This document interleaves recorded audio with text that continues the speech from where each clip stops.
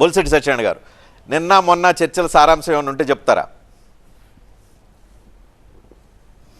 నమస్తే రజనీకాంత్ గారు. నిన్న మొన్న చర్చల సారాంశం కంటే ఇప్పుడు ఈ హరిరామ జోగయ్య గారు ఉత్తరం ఒక పెద్ద ఇష్యూ తీసేసింది. మీరు కూడా చాలా చక్కగా వివరించారు. ముఖ్యంగా నేను జస్ట్ ఎందుకంటే ఈ యంగర్ జనరేషన్ ఎవరైతే పవన్ కళ్యాణ్ గారి అభిమానులు ఉన్నారో, ఎవరైతే జన సైనికులు, వీర మహిళలు ఉన్నారో, వీళ్ళు చాలా ఎక్కువగా అటాచ్ అయ్యారండి పవన్ కళ్యాణ్ గారు. పవన్ కళ్యాణ్ గారికి ఎంత అటాచ్ అయ్యారో అంతే దృఢంగా హరిరామ జోగయ్య గారికి అటాచ్ అయ్యారు. కారణం ఏంటంటే హరిరామ జోగయ్య గారు జస్ట్ ఒక కాపు సంక్షేమ సంఘం నాయకుడు కాదండి. అది కాపు సంక్షేమ సంఘ నాయకుడు కంటే ఆయనకు ఉన్నది ఏంటంటే, ఆయన ఒక ప్రొడ్యూసర్ ఇదివరకు ఆ పక్కన వదిలేస్తే 77లో చిలకమ్మ చెప్పింది వదిలేస్తే, ఆయన రంగా గారు చనిపోయిన వెంటనే ఒక మంత్రి పదవిలో ఉండి రిజైన్ చేశారు. చనిపోయిన రోజున రిజైన్ చేశారు ఆయన. ఆ రిజైన్ చేసిన తర్వాత ఇప్పుడున్న మన మాజీ ముఖ్యమంత్రి చంద్రబాబు నాయుడు గారు ఆయన ఇంటికి వెళ్ళి రిక్వెస్ట్ చేశారు, సార్ ఇది విత్డ్రా చేసుకోండి, మనం గవర్నమెంట్కి చెడ్డ పేరు వస్తుందంటే ఆయన విత్డ్రా చేసుకోలేదు. అంటే కాపులకి అన్యాయం జరిగింది అన్న ఉద్దేశంతో, రంగా ఒకటికే కాదు సరిగ్గా న్యాయం జరగలేదని అప్పుడు పట్టుకున్నది. ఆ తర్వాత చిరంజీవి గారు పార్టీ పెట్టిన వెంటనే మొట్టమొదట ఇంకా పార్టీ పెడుతున్నారని తెలియగానే వెళ్ళి ఆయన వెనకతలో నిలబడడం. అలాగే పవన్ కళ్యాణ్ గారు పిలిచినా పిలవకపోయినా ఆయన గురించి వర్క్ చేయడం. ఏంటంటే ఇన్నాళ్ళకి రంగా లాంటి వ్యక్తి ఒక అతను వచ్చాడు, ఆయన కాపాడుకోవాలన్న తప్పన ఆయనలో నేను చూస్తున్నాను. ఎందుకంటే నేను చాలా ఫ్రీక్వెంట్గా మాట్లాడతాను, ఇప్పుడు కాదు గత 40 ఏళ్ళ నుంచి నాకు హరిరామ జోగయ్య గారు మిత్రులు. కాబట్టి అతను చూస్తే చాలా బ్యాలెన్స్డ్గా, ఇవాళ రాసిన లెటర్ 3 పేజీల లెటర్ నా దగ్గర ఉందండి. నేను చూసి చాలా బ్యాలెన్స్డ్గా కానీ ఆయన మాట్లాడిన దాంట్లో 2 కీలకమైన అంశాలు ఉన్నాయి. మీరు అంత ఇంపార్టెంట్ ఉన్న నాయకుడు, ఒక జాతికి సంబంధించిన ఒక ప్రతినిధిగా ఆయన 2 పాయింట్లు మీకు చెప్తున్నారు. సీట్లు 40 నుంచి 60 తీసుకోండి, ముఖ్యమంత్రి పదవి షేర్ అడగండి అని. మీరు ఎందుకు ఇవన్నీ అడగలేకపోతున్నారు?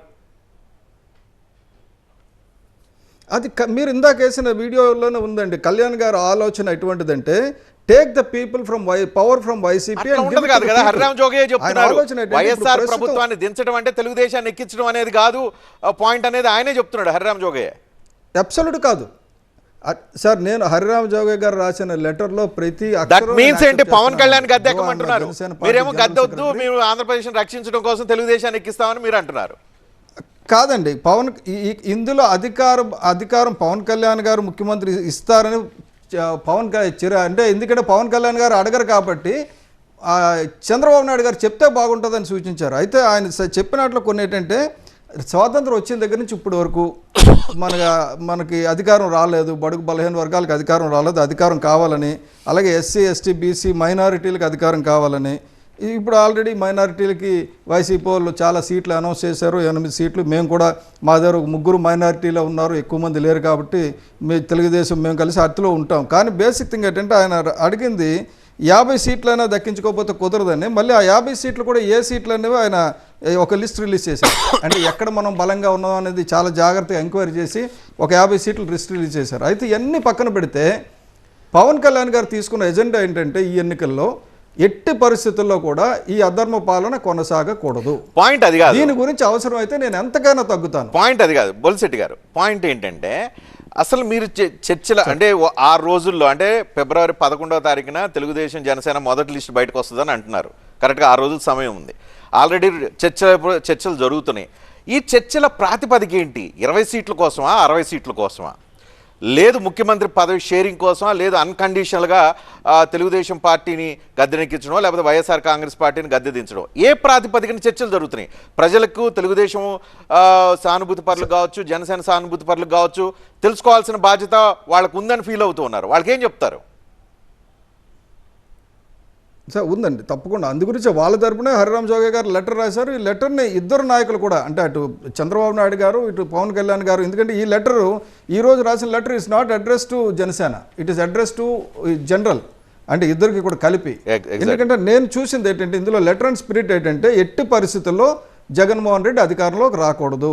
అధికారంలోకి రాకూడదంటే మనం ఒంటరిగా వెళ్ళినా కుదరదు, వాళ్ళు ఒంటరిగా వెళ్ళినా కుదరదు, మనం కలిసే వెళ్ళాలి. కలిసి వెళ్ళేటప్పుడు కొన్ని ఇబ్బందులు ఉంటాయని కళ్యాణ్ గారు చెప్పారు, ఈయన చెప్పారు.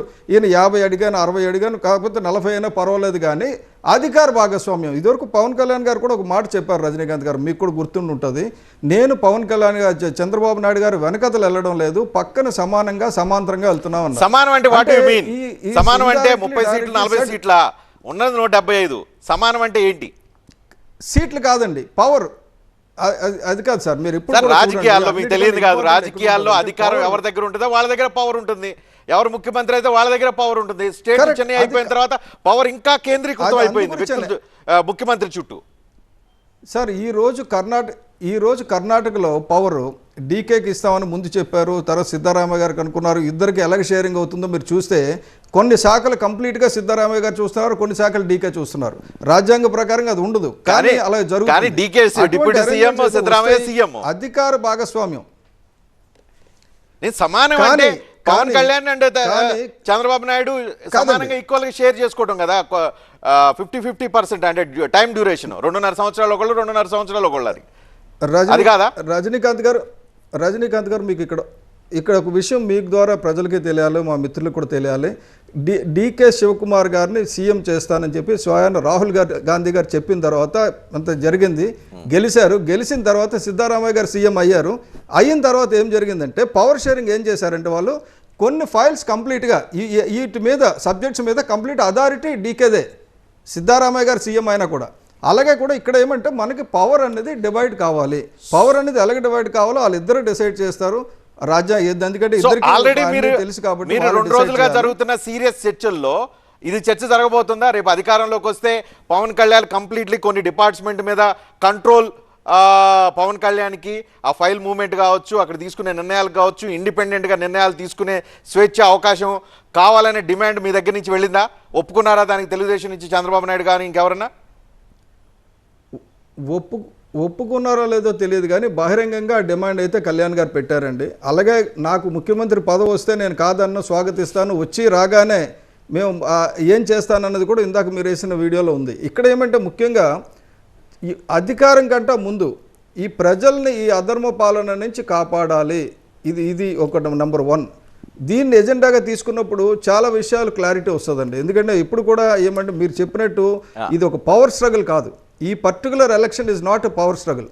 కాబట్టి రేపు పొద్దున్న చంద్రబాబు నాయుడు గారే చెప్పొచ్చు, సార్ మీరు 2.5 సంవత్సరాలు తీసుకుని మేము 2.5 సంవత్సరాలు తీసుకుంటాం చెప్పొచ్చు. ఎన్నికల ముందు చెప్తారా? మీకు ఈ అధికారాలన్నీ మీవి, ఈ అధికారాన్ని చెప్పొచ్చు సార్. నేను ఎన్నికల ముందే చెప్తాను. ఎందుకంటే చెప్పకపోతే వాళ్ళు కూడా ఓటు ట్రాన్స్ఫర్ కావాలని ఉంటుంది కదా. నేను చెప్పేది ఏంటంటే మనం నాకున్న అనుభవం బట్టేదే తెలుగుదేశం పార్టీ, నా అబ్జర్వేషన్, నేను ఇది ఎవరి దగ్గరికి చెప్పిందిగా, తెలుగుదేశం పార్టీ చంద్రబాబు నాయుడు కాదని ఇంకో వ్యక్తికి ముఖ్యమంత్రి పదవి ఇచ్చే అంత ఆలోచన చేస్తుంది అనేది నేను నమ్మట్లేదు. సారీ, తప్పైతే కరెక్ట్ చేయండి బొలిశెట్టి గారు. సార్